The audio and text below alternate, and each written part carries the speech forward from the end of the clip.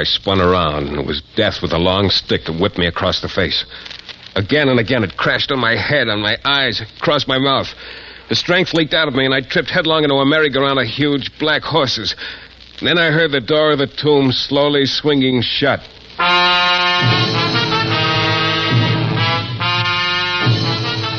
The New Adventures of Michael Shayne, Private Detective. Michael Shayne, reckless, red-headed Irishman, is back again in his old haunts in New Orleans. This is your director, Bill Russo, inviting you to listen to another transcribed episode, which we call The Case of the Purloined Corpse.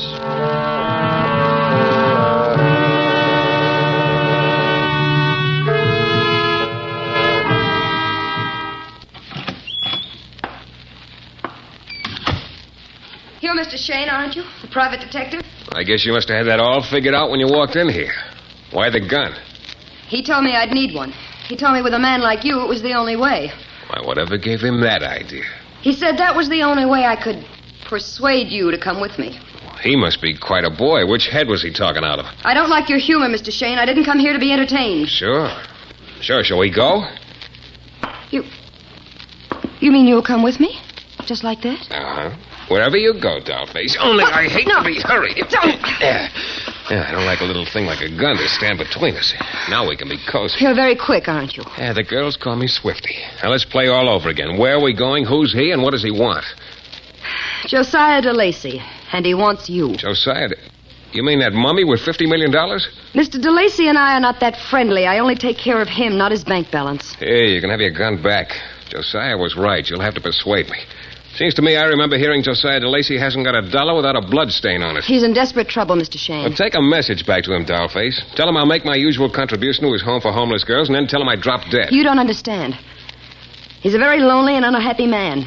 He needs your help. That's why he sent me. Every morning, the population in New Orleans turns breathlessly to the obituary column, hoping to find Josiah DeLacy's name there. What makes you think I'm different? Because your reputation says you can be bought.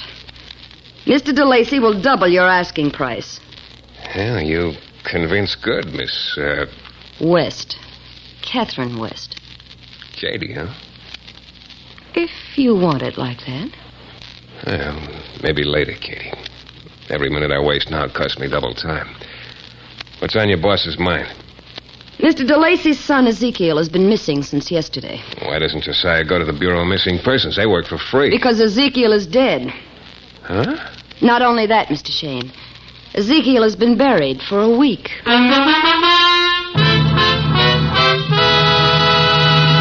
In a moment, we'll return to the new adventures of Michael Shayne and the case of the Purloined Corpse.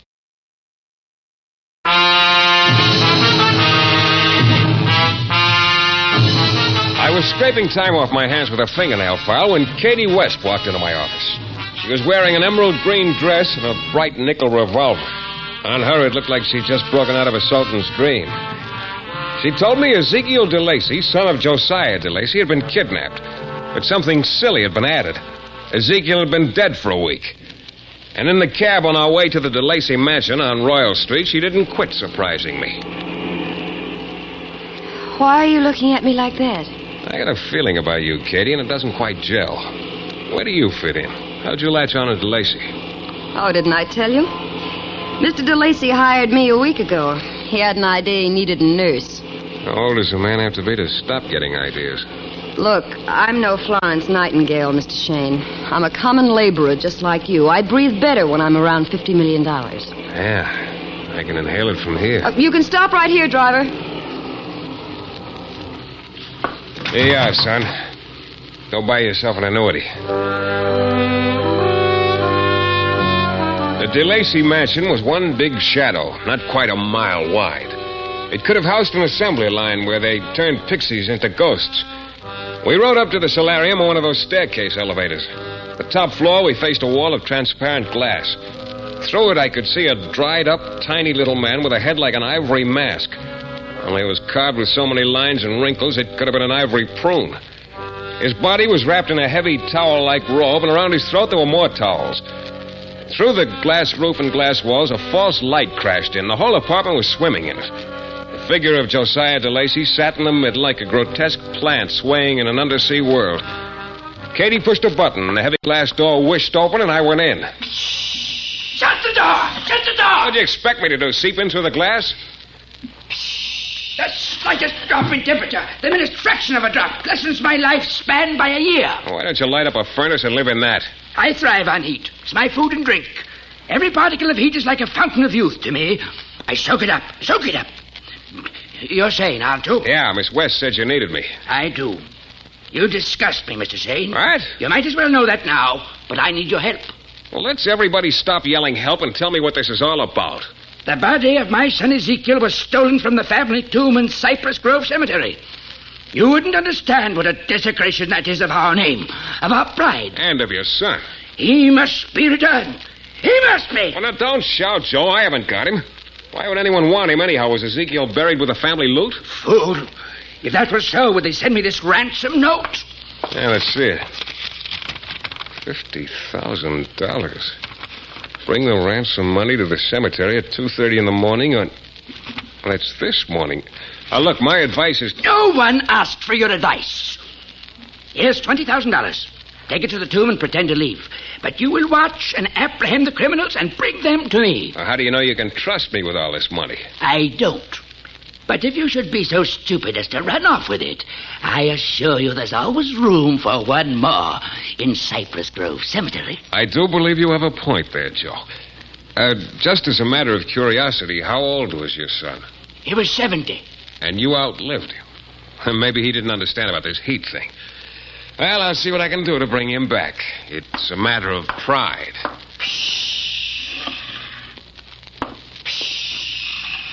Phew. Boy. How'd you make out? Oh, keen. Just keen. I wheedled $20,000 out of Joe. Cover charge for my date with a zombie at Cypress Grove Cemetery. 20,000? Oh, Mike, you'll be careful, won't you? I'll try to be, Katie. I'll try. In this business, you got other people's troubles. You can never tell whose side you're on when you get your troubles secondhand. At 1:30, I had enough of the all-night movie, so I walked over to Canal Street and hopped a streetcar marked cemeteries. I went to the back of the car, took the packet of money DeLacy had given me, and removed a sizable portion of it. I marked the bills with a pencil and put them back in my coat pocket. Cypress Grove. Cypress Grove. I got off the car and entered the cemetery. Just to the right, in back of the Chinese mausoleum, I found what I was looking for. The door to the tomb was open. I went in. The coffin stood gaping and empty and disappointed. I kneeled to put the ransom money on the marble floor, and then I heard it. The sound of a cane or a thin club whooshing through the air. I spun around. It was death with a long stick that whipped me full across the face. Again and again, it crashed on my head, on my eyes, across my mouth. The strength leaked out of me, and I tripped headlong into a merry-go-round of huge black horses. And then I heard the door of the tomb slowly swinging shut.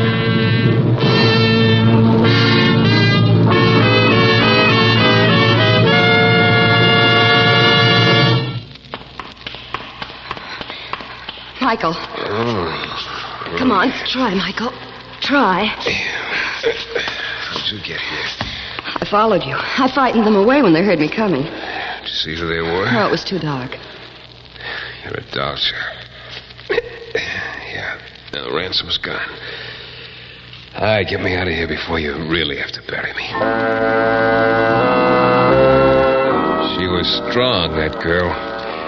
Strong enough to get me up and out of there and back to my apartment. She kissed me goodnight with a smile, and then she went away. It was 1,000,000 years later when the noise got inside of me and kept growing and growing until I was one big noise all over. Yeah. Mr. Shayne? I don't know. Some days it's very hard to tell. Very hard. This is Miss Cleo Dauphine of the Josiah DeLacy Sanctuary for Homeless Girls. Can you come down here right away? You want a testimonial? I think homeless girls are the best because Mr. they're... Shayne, this concerns murder. Murder and Ezekiel DeLacy. When I got to the Josiah DeLacy Sanctuary for Girls, I was amazed at the frivolity of the building. It was like a charming and graceful old French lady doing a discreet version of a can-can. From somewhere within the house, a music box was playing an old tune. I crossed a courtyard and entered the building. 60 or 70 years ago, a ladylike girl had a dream of what her home would look like. This was it. Standing in the middle of the room was a distinguished-looking woman dressed in black and carrying a cane. Mr. Shayne. I bow. I'm Cleo Dauphine. It's an honor, Miss Cleo. Lovely place you have here. Well, thank you. We think so. It's so quiet. Are the guests at work or at play? Guests? Oh, would you care to meet them? Oh, if it's not too much trouble. Oh, not at all. Penelope? Penelope? Yes, Cleo? Mr. Shayne is here. He'd like to meet you. Oh, I do want to see that young man. Penelope, this is Michael Shayne. Oh, how nice. How do you do, ma'am? Mr. Shayne wanted to meet the inmates of the Josiah DeLacy Sanctuary for Girls. This is my sister Penelope, Mr. Shayne. We are the girls. You mean just the two of you? Just the two of us. Oh, I'm sorry to disappoint you. I'm not disappointed, Miss Dauphine. I couldn't be more delighted. Oh, you may leave now, Penelope. Must I, Cleo? Yes. Oh, you have all the fun. Please come again, Mr. Shayne. It's rare that we have gentlemen calling on us. Well, that's their misfortune. Oh, Cleo, he makes me feel all fluttery, as if there were a little bird beating its wings against my heart. Really, Penelope? Goodbye, Mr. Shayne. Bye. Yeah, if I were 40 years older, I think I could feel the little bird, too. Many young gentlemen did. Miss Dauphine, on the phone you said something about a murder in Ezekiel DeLacy. May we talk about that? Mr. Shayne, Ezekiel DeLacy is not dead. Shall I go out and come back in again? The smell of old roses does something to my hearing. No, you heard me correctly. The body that was laid to rest in the DeLacy mausoleum was not Ezekiel's. Then whose was it? Would you care to see? Please follow me. You'll find this most interesting. She led me upstairs and into a darkened chapel-like room. There was a pungent odor of incense. Huge Spanish candelabra stood in the four corners and cast a ghostly, wavering light over a body that lay on a raised platform. It was the body of a man who had accepted death much against his will. You didn't have to be a detective to see the reason why. Right in the middle of his forehead was a neat little hole. Neat, like in bullet.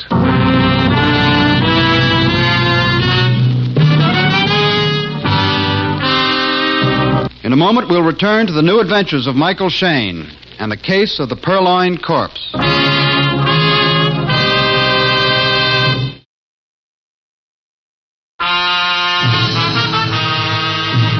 The whole thing was just about as easy to hang on to as a handful of smoke. There was a girl in it named Katie who could light candles in your brain. There was also Josiah DeLacy, an old man who might have told me some big lies. His son Ezekiel had been dead for a week. I was hired to find out what made the body lively enough to disappear from Cypress Grove Cemetery. And then there was Miss Cleo Dauphine and her sister Penelope of the Josiah DeLacy Sanctuary for Homeless Girls. And scattered somewhere in between meeting all these gay people was a beating I took in Ezekiel's tomb. And finally, looking very unhappy about the whole thing, was a dead man with a bullet hole in his forehead. Mr. Shayne, I insist that this is the man who was buried in Cypress Grove. And you also say he's not Ezekiel DeLacy? Precisely.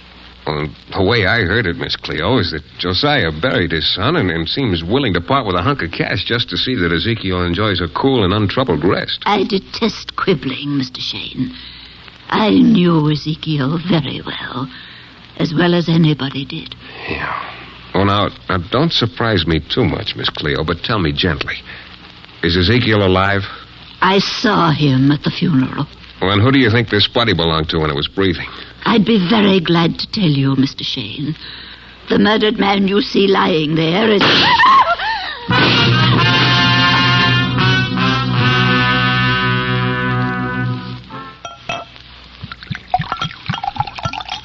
Here, Shayne. Drink this. Where am I? Oh. You're at police headquarters, Shayne, and the offer of this drink lasts 5 seconds.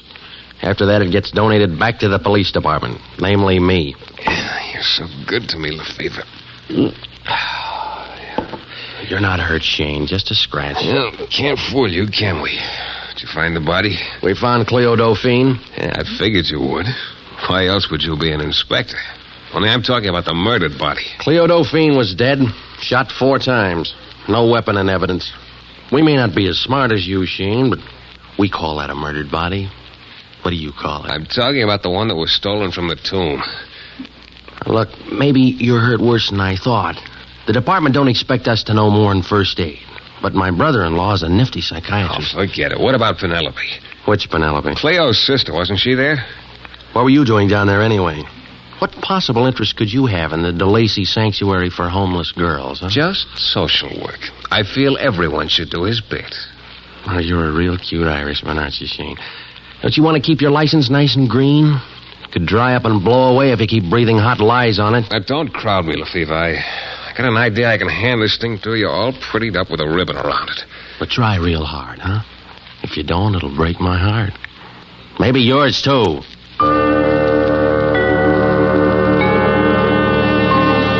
When I got out of there, the fog had rolled in from the Gulf, gathered up some fresh water mist out of Lake Pontchartrain, then clumped down Market Street as heavy and definite as an elephant's foot. All of which made it a lovely evening for a walk.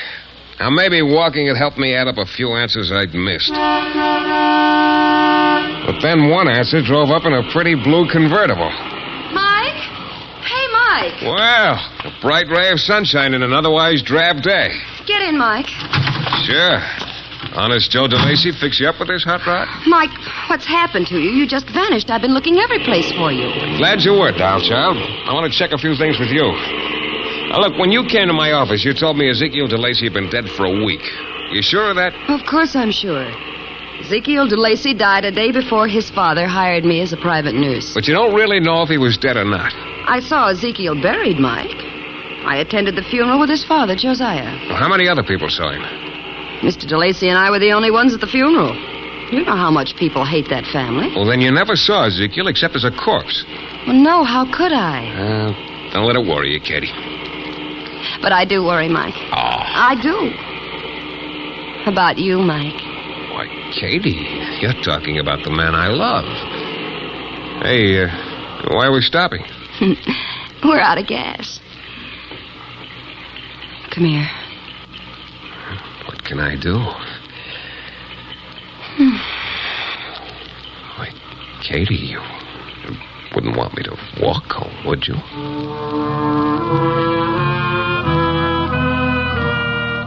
After a while, after the fog went back to where it came from, Katie drove me to my apartment. I gave her back the same kind of look she gave me, whatever kind that was, bid her a fond and painful farewell. Walking down the hall to my room, I couldn't quite make out whether the after-image of her perfume still stuck with me or whether one of the other tenants was going on a binge of old roses. It didn't really start worrying me until I saw a light slanting through the bottom of the door. Oh, Mr. Shayne. Miss Penelope, how'd you get in here? Oh, just like they do in the movies, Mr. Shayne. I told the clerk I was your sister. It seems to work every time. Oh, I'm delighted. Oh, this is so exciting. Cleo will be furious when she finds out I've been talking to you alone. Cleo, but... But I'm sure there are some things you'd like to know. Just ask me. Yeah. Tell me about yourself, Miss Penelope, and about your sister, Miss Cleo. Oh, there's nothing to tell about me. But Cleo now, her story is so exciting and romantic and sad, like a novel. Tell me about it. Promise you won't tell Cleo? I promise. Well, 50 years ago, Cleo was hired by Josiah DeLacy as a nurse companion. Then one day he found her in the garden with his son, Ezekiel. Oh, there, I've said it. I blush. Yes, Josiah found her in the garden with his son Ezekiel, alone. You see, it was Josiah and Cleo who were in love. Well, what did Josiah do? As punishment, he built the home and called it a sanctuary for homeless girls, and he forced Cleo and me to live there. Did you know Josiah? Oh, yes, I often visited him and Cleo. How long has it been since you've seen him? I haven't set eyes on him from the day he put us in the house until... Until the funeral? Until the funeral. We found a hiding place and we watched. Oh, Mr. Shayne, what have you made me say? Oh, Cleo will be very angry when she finds out what I've told you. She won't find out, Miss Penelope. I'd better be leaving now, Mr. Shayne. I don't want Cleo to find me alone with the gentleman in his room. But it was courtly of you to understand. And, Mr. Shayne... Yes? Do be careful. I'm afraid for you, Mr. Shayne.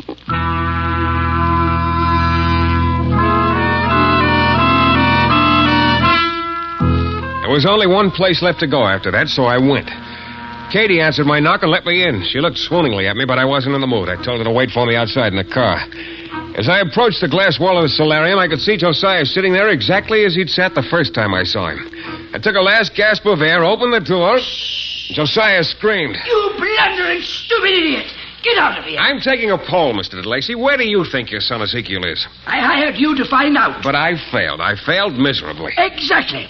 Now get out of here. But I couldn't live with myself without knowing. Poison is always a good way out, Shayne.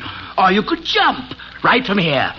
I could enjoy that. And your homeless girl, Cleo Dauphine, she's been murdered. Did you know that? Serves her right. She always liked to meddle. Yeah, and whoever killed her tried to murder me. That's twice on the same case. I'm Irish and superstitious and scared. The third time might take. Now, where is your son Ezekiel, Mr. DeLacy?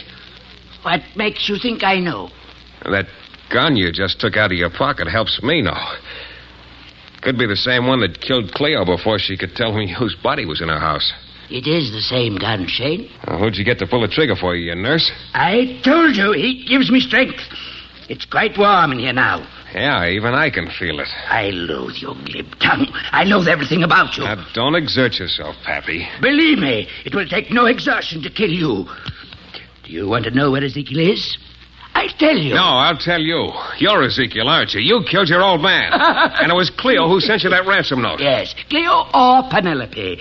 They were the only ones who could have possibly known that it was my father who was buried, and not I. Only you figured that out too late, after you hired me.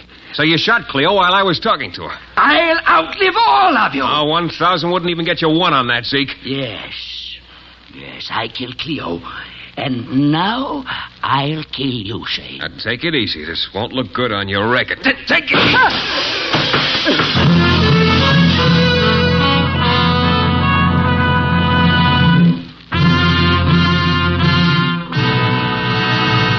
In a moment, we'll be back with a thrilling climax to tonight's Michael Shayne adventure.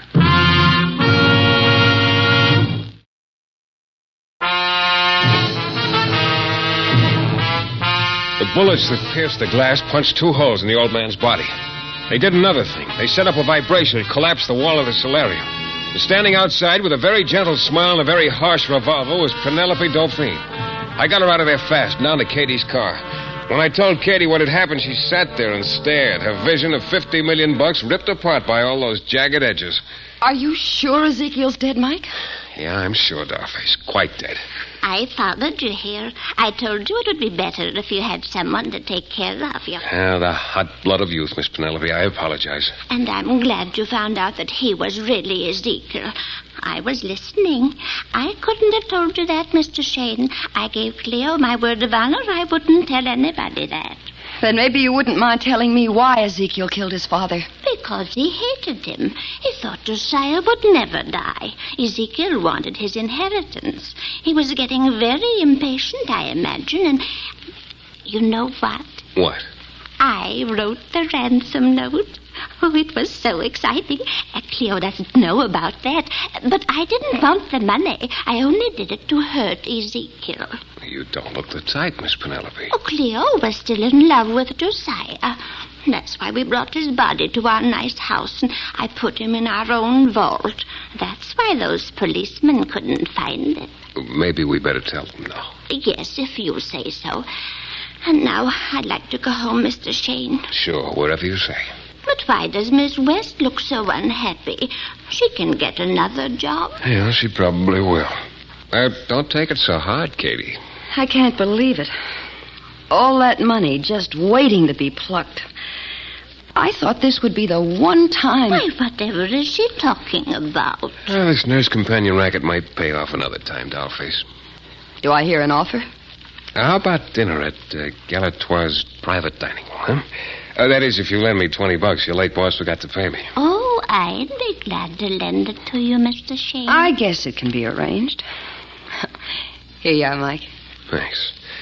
Now, let's turn on the dash light for a second. Oh, Katie, you foolish girl. What's the matter? Yes, is something wrong, Mr. Shayne? Never try to pass a marked bill, Katie, especially to the fellow who marked it. You marked it? Mm-hmm. Right before you tried to blame me in the cemetery. Oh. Now you'll have to have dinner at police headquarters with no marguerite sauce. Why, you dirty, And after all double-crossing... the trouble I had getting reservations at Galatoire's.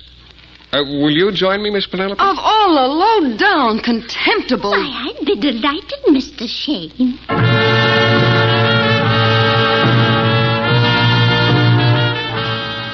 This is your director, Bill Russo, again. Our story is based on characters created by Brett Halliday. The New Adventures of Michael Shayne is a Don W. Sharp production, transcribed in Hollywood and distributed exclusively by the Broadcasters Guild.